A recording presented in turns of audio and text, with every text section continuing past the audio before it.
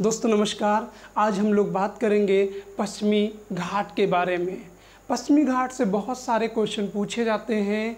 पश्चिमी घाट कहाँ है, कितने राज्यों में फैला है, पश्चिमी घाट में कौन कौन से दर्रे हैं, पश्चिमी घाट की ऊंचाई कितनी है, पश्चिमी घाट को कितने भागों में बांटा गया है, पश्चिमी घाट को हॉट स्पॉट क्यों कहा जाता है, क्योंकि ये क्षेत्र जैव विविधता की दृष्टि से बहुत ही महत्वपूर्ण है। तो ऐसे कई सारे क्वेश्चन यहाँ से एग्ज़ाम की दृष्टि से पूछे जाते हैं और पूछे जाते रहेंगे।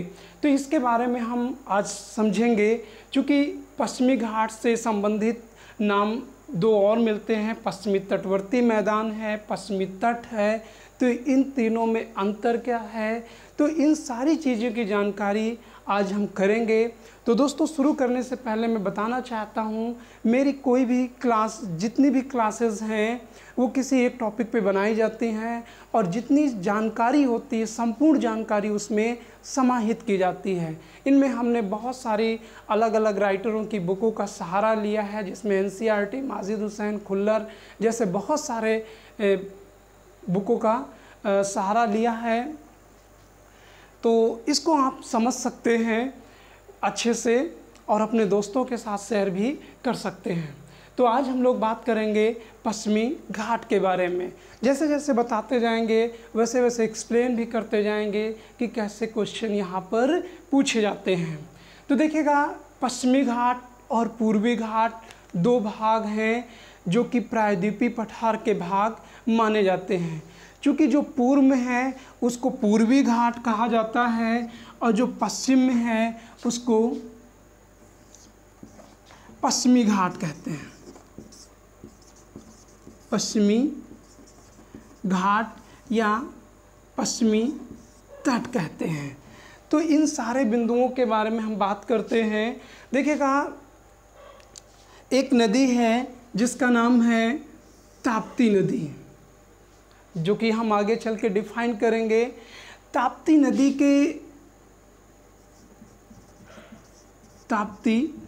नदी और ताप्ती नदी का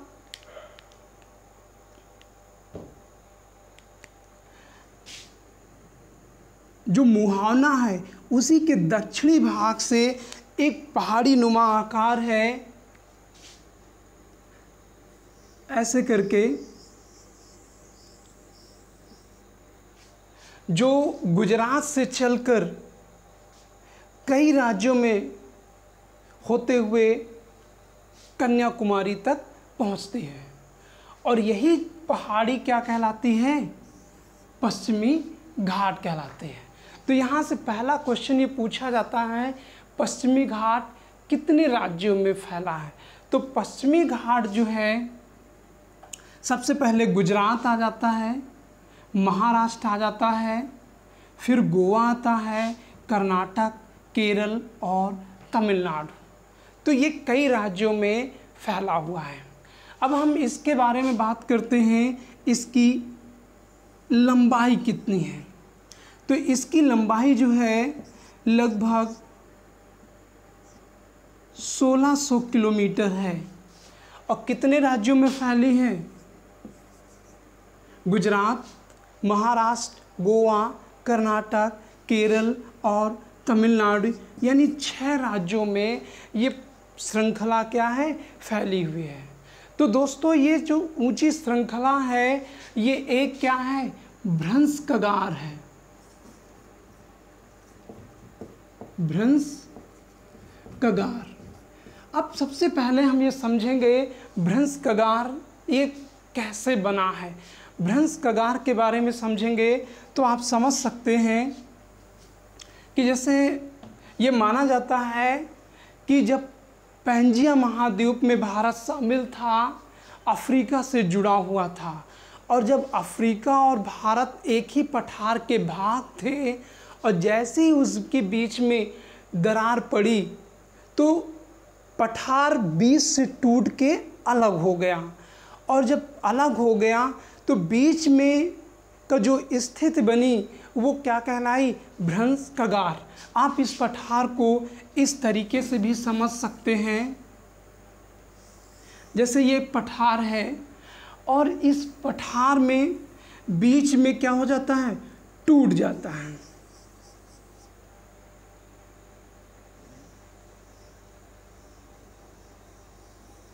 ये क्षेत्र भारत की तरफ हो गया और ये क्षेत्र अफ्रीका की तरफ हो गया। और जब ये क्षेत्र अब एक को हम अलग कर लेते हैं तभी हम भारत की स्थिति को यानी पश्चिमी घाट को समझ सकते हैं। जब ये कोई पहाड़ी आकार इस तरीके का बना रहेगा, चूँकि पठार है तो ये मिट्टी क्या है, मिट्टी धीरे धीरे हजारों वर्षों तक टूट टूट के ऐसे आकार बन जाएगा। तो ये जो आकार पहाड़ी नुमा आकार बन गया, यही क्या कहलाया, पश्चिमी घाट। क्या कहलाया, पश्चिमी घाट कहलाया। तो इसको पहाड़ी न कह के क्या कहते हैं, एक भ्रंश कगार कहा जाता है। एक बहुत ही महत्वपूर्ण है, अक्सर लोग इसको पहाड़ी कह देते हैं लेकिन ये पहाड़ी नहीं है, ये क्या है, भ्रंश कगार है। आप इस तरीके से स्थिति को आप समझ सकते हैं। ये पहाड़ी ताप्ती नदी के मुहाने से लेकर 6 राज्यों में गुजरात, महाराष्ट्र, गोवा, कर्नाटक, केरल और तमिलनाडु तक पहुंचती है। तमिलनाडु का इसका लास्ट पॉइंट है कन्याकुमारी। अब इसके पश्चिमी भाग को देख सकते हैं, तो पश्चिम में आप इसको समझ सकते हैं, ये पूरा क्षेत्र अरब सागर कहलाता है। अरब सागर क्या कहलाता है, अरब सागर कहलाता है। ये क्षेत्र खंभात की खाड़ी कहलाते हैं और ये क्षेत्र कच्छ की खाड़ी कहलाते हैं। अब प्रश्न ये पूछा जाता है, पश्चिमी घाट के पश्चिम में कौन सा सागर है, तो पश्चिमी घाट के पश्चिम में अरब सागर है। उसके बाद आप ये देखते हैं कि ये जो पहाड़ी नुमा आकार बना है, इसकी औसत ऊंचाई लगभग 1200 मीटर है।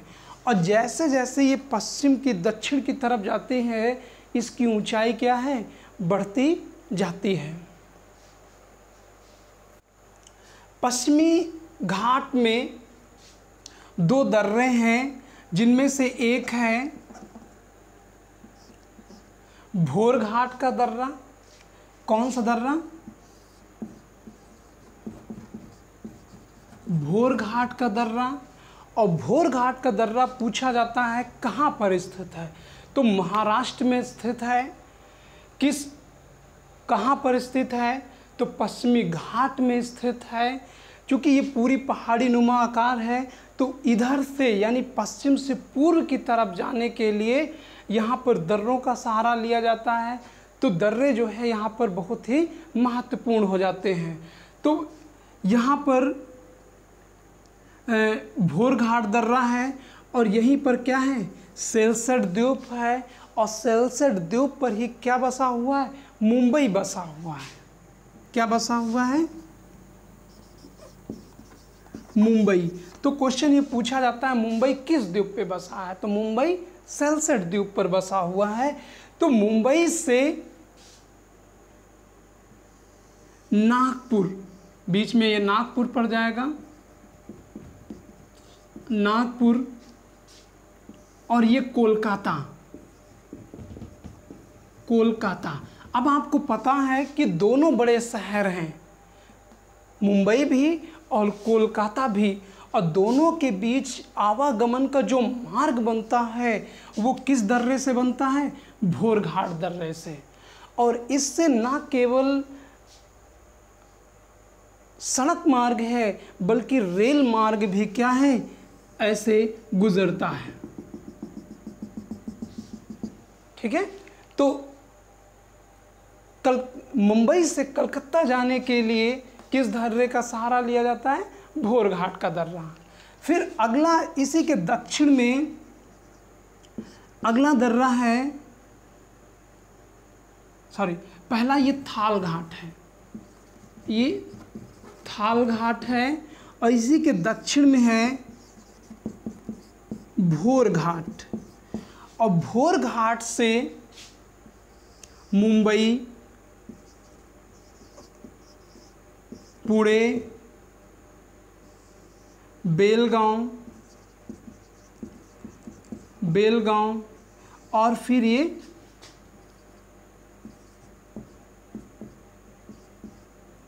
चेन्नई के लिए मार्ग बनाता है। ठीक है ना। तो ये पूछा जाता है कि भोर घाट से कौन सा दर्रा बनता है? तो ये ऊपर वाला कौन सा है? थाल घाट का। और नीचे वाला कौन सा दर्रा है? भोर घाट दर्रा है। और भोर घाट से मुंबई, पुणे, बेलगांव, चेन्नई के लिए मार्ग बनता है। तो ये आपका रहा पश्चिमी घाट के बारे में। पश्चिमी घाट का जो उत्तरी भाग है, ये क्षेत्र सह्याद्री पर्वत कहलाता है। क्या कहलाता है?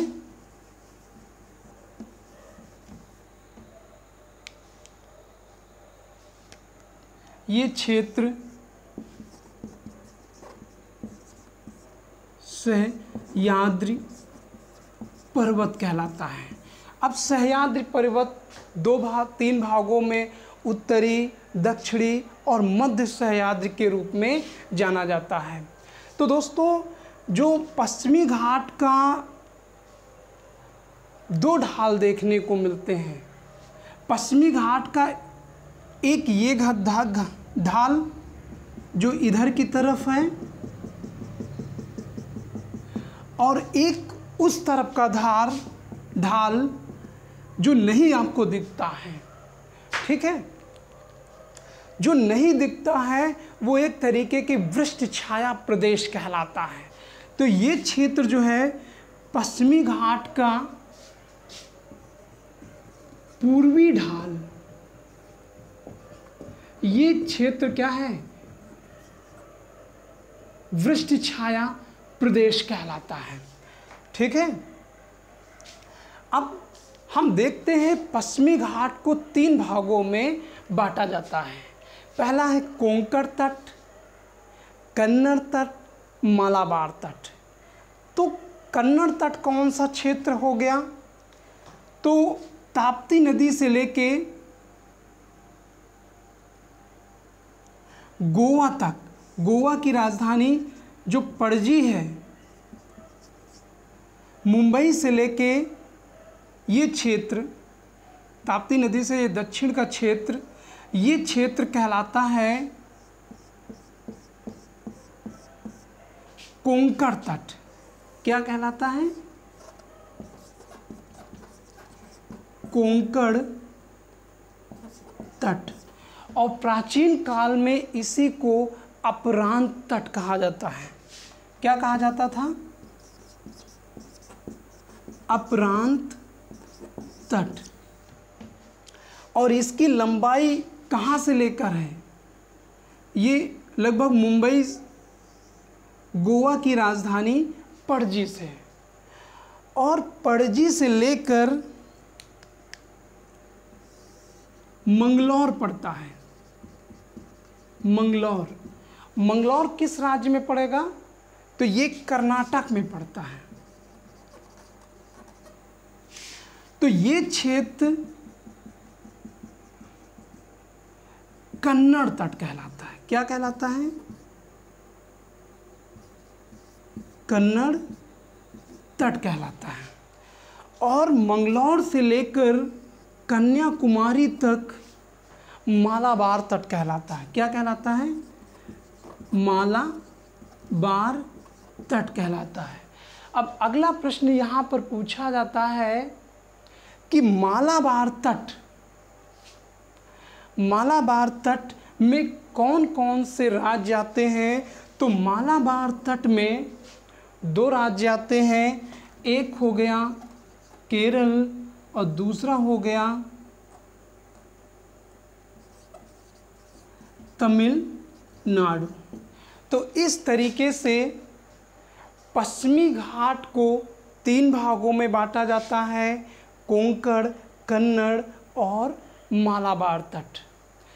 और ये एक तरीके से पश्चिमी घाट का जो पश्चिमी ढलान है, जो ये पूरी बात हम कर रहे हैं, यही क्षेत्र कहलाता है पश्चिमी, जो ये आप पूरा आप देख रहे हैं, ये पूरा क्षेत्र कहलाता है पश्चिमी तटवर्ती मैदान। क्या कहलाता है? ये पूरा क्षेत्र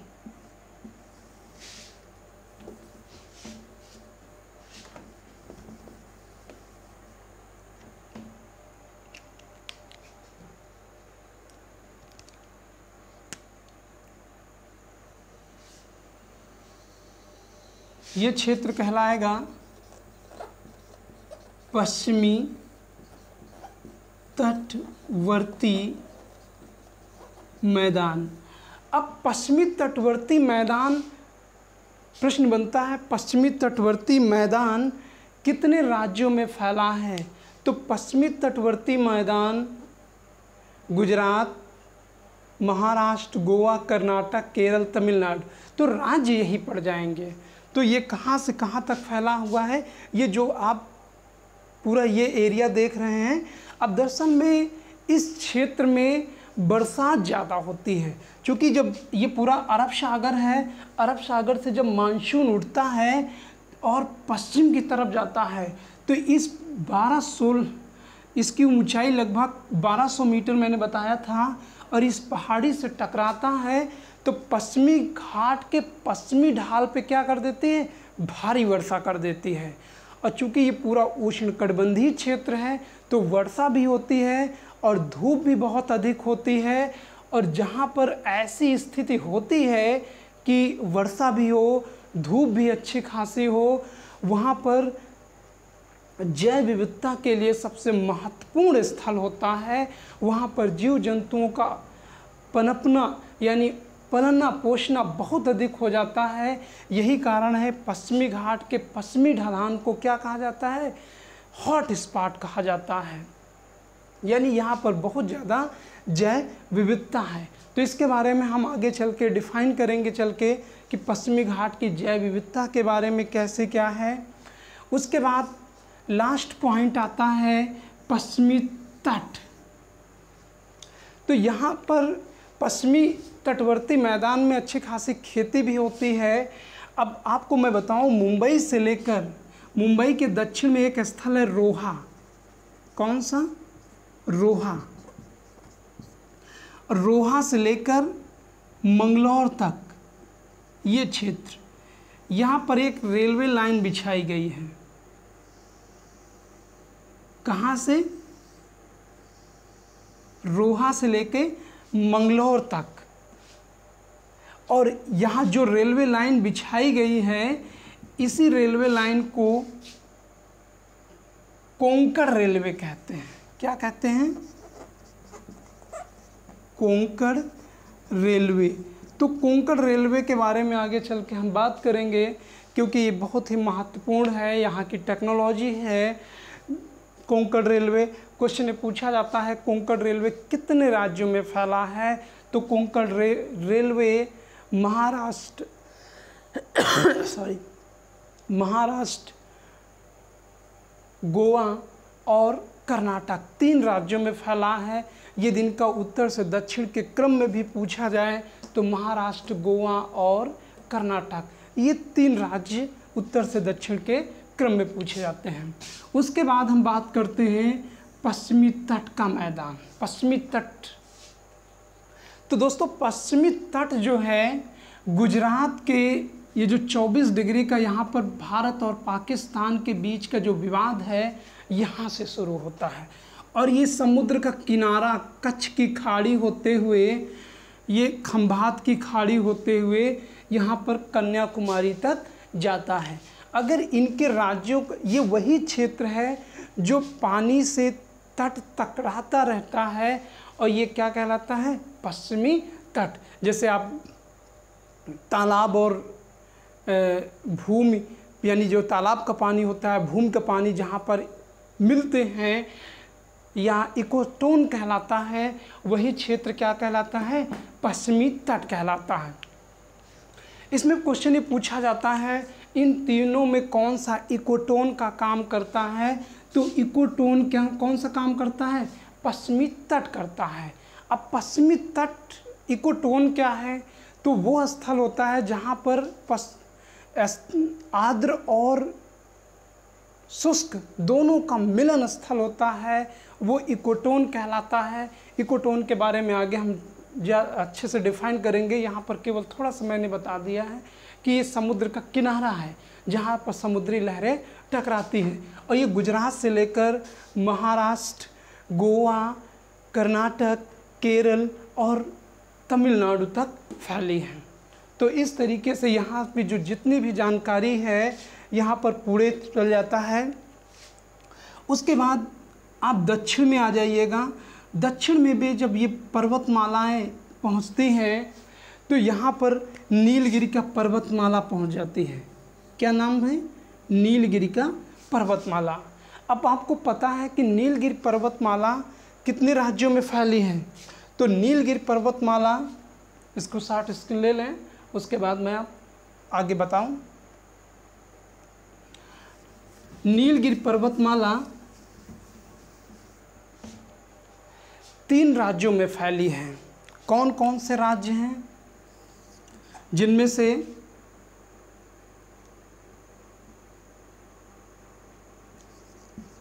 कर्नाटक, केरल और तमिलनाडु, ये 3 राज्य हैं। ठीक है ना। तो क्वेश्चन ये पूछा जाता है कि ये पर्वत श्रृंखला किस राज्य में नहीं है, तो इन तीनों राज्यों में फैली है। तो जाहिर सी बात है ये क्वेश्चन बन जाता है कि कहाँ पे नहीं है। अब देखिएगा, इसकी जो सबसे ऊंची चोटी है वो है दोदा बेटा, और इसकी ऊंचाई पूछी जाती है तो है 2637 मीटर। अब अगला क्वेश्चन यहीं से पूछा जाता है, दोदा बेटा इन तीनों में किस राज्य में है, तो ये पड़ेगा तमिलनाडु में। तो तमिलनाडु में एक स्थल है ऊटी या ऊटक मंडक। ऊटी, कौन सा, ऊटी। तो ऊटी जो है कहाँ पर है, तमिलनाडु में है। और इसी ऊटी में कौन सा स्थल है, यह ऊटी, या इसी को ऊटक मंडक कहते हैं, चूँकि ये एक ऐसा स्थल है जहाँ पर लोग घूमने के लिए जाते हैं, टूरिज्म या देशाटन कह सकते हैं। तो ये दोदा बेटा यहीं पे है, ऊटी में। अब इसी के नीचे एक और पहाड़ी है जिसका नाम है अन्नामलाई, जो कि हमने पीछे अन्नामलाई, और अन्नामलाई दक्षिण भारत की सबसे ऊंची चोटी मानी जाती है। इसकी यानी सबसे ऊंची पहाड़ी है, नीलगिरी से भी ऊंची है। और अन्नामलाई की जो सबसे ऊंची चोटी है उनका नाम है अनाईमुडी, अनाईमुडी। और इसकी जो ऊंचाई है वो 2695 मीटर है, 2695 मीटर। तो ये क्वेश्चन पूछा जाता है। अब इन्हीं दोनों पहाड़ियों के बीच में एक दर्रा है जिसका नाम है पालघाट दर्रा। क्या नाम है, पालघाट दर्रा। तो ये पालघाट दर्रा केरल और तमिलनाडु के बीच का क्या है, मार्ग बनाता है। तो ये क्वेश्चन किस तरीके से पूछा जाता है कि पालघाट दर्रा किसको अलग करता है, या तो नीलगिरी पर्वतमाला और अन्नामलाई को क्या करता है, अलग करता है, और जोड़ता किसको है, केरल को तमिलनाडु से जोड़ता है। तो यहाँ पर कोयम्बटूर से लेकर, यानी इधर कालीकट पड़ जाएगा, कालीकट, और इधर क्या है, कोयम्बटूर पड़ जाएगा। तो केरल से कोयम्बटूर जाने का जो मार्ग बनता है वो कौन सा दर्रा है, वो पालघाट दर्रा है। तो इस तरीके से पश्चिमी घाट की जितनी भी जानकारी होती है वो यहाँ पर समाहित कर दी गई है। अभी कुछ ऐसी हैं जो जैव विविधता की दृष्टि से हैं, और कुछ राज्यों की राजनीतिक स्थिति है वो वहाँ पर हम यहाँ डिफाइन करेंगे चल के। यहाँ पे जो इन्वायरमेंट से संबंधित है वो वहीं पे डिफाइन करेंगे, लेकिन जो जोग्राफिकल स्थित है वो लगभग यहाँ से हमने पूरा कर दिया है। तो दोस्तों ये जानकारी आपको कैसे लगे, अगर अच्छी लगे तो मेरे चैनल को सब्सक्राइब करिए, लाइक करिए, कमेंट करिए। Thank you. ठीक है, तो आज की क्लास यहीं तक है।